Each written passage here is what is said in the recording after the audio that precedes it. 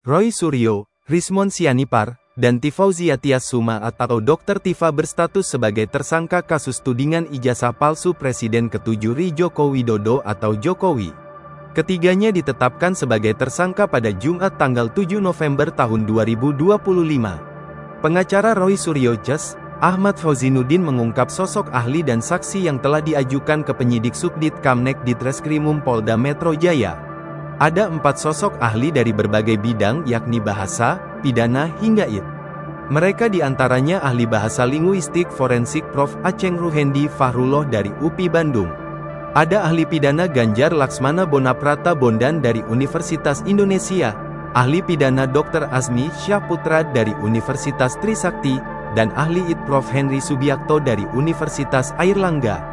Jadwal masih menunggu surat panggilan dari penyidik, tutur Fauzinuddin kepada wartawan, Senin tanggal 17 November tahun 2025. Sementara itu sosok saksi yang diajukan oleh kubu Roy Suryo antara lain dari bidang jurnalistik dan aktivis. Ada 2 saksi yakni Bambang Harimurti jurnalis senior, mantan pimpinan Tempo dan Syamsuddin Alinsyah pendiri Komite Pemantau Legislatif, Kopel Indonesia. Kabid Humas Polda Metro Jaya Kombes Budi Hermanto menuturkan saat ini penyidik masih berproses untuk memanggil ahli dan saksi tersebut. Kami melakukan pemanggilan terdahulu saksi dan ahli yang diajukan termasuk 5 orang di klaster pertama, tuturnya. Kombes Budi belum mengungkap lebih detail kapan saksi dan ahli akan dimintai keterangannya di Polda Metro Jaya. Surat panggilan saat ini di meja Dirdireskrimum PMJ Kombes Iman Imanuddin, Red, pungkasnya.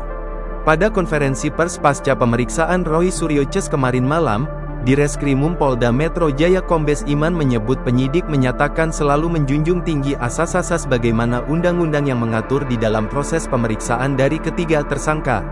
Hak-hak bagi beliau untuk mendapatkan waktu makan siang, ibadah dan lain-lain, kami berikan selama proses pemeriksaan tersebut, ucapnya. Proses pemeriksaan terhadap Roy, Rismon, dan Dr. Tifa rampung dilakukan selama 9 jam. Penyidik mengajukan 134 pertanyaan terhadap Roy Suryo, 157 pertanyaan terhadap Rismon Sianipar, dan 86 pertanyaan terhadap Dr. Tifa. Setelah ini kepada ketiga tersangka, kami perbolehkan untuk kembali ke rumahnya masing-masing, ungkapnya. Masih ada 5 tersangka dalam klaster pertama antara lain Egy Sujana, Kurnia Trirohyani, Damai Hari Lubis, Rustam Effendi, dan Muhammad Rizal Fadilah yang belum diperiksa. Para tersangka dijerat pasal 310 KUHP dan atau pasal 311 KUHP dan atau pasal 27A Junto, pasal 32 Junto, pasal 35 UU Nomor 1 Tahun 2024 tentang perubahan kedua atas UU Nomor 11 Tahun 2008 tentang informasi dan transaksi elektronik IT.